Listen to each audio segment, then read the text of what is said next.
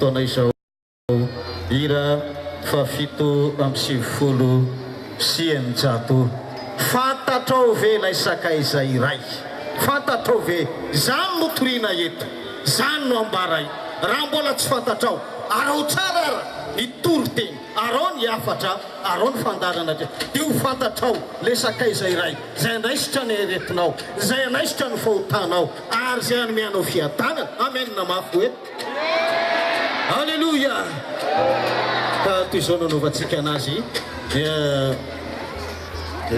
sika rehetra aty zany aty androna aty zany manao an'le andalana efatra mane fantatrao ve le sakaiza iray dia Jesosy zanaky ny ray fa sakaiza tena tianao tsy miovatra am'izao dia mandray am'izay anareo rehetrarehetra ely ny toyany manaraka hoe ekeo Jesosy hitarika ny lalanao hatrany eritrany. Alleluia, alleluia.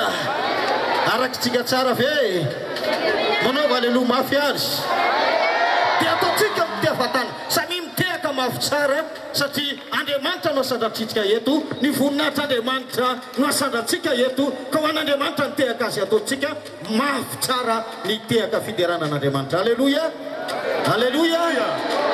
Alefasan'le tehaka ambony aloha mitarika zay vao miditra isika rehetra. Fantatrao ve lay sakaiza iray? Ao ary sika rehetra ty ambony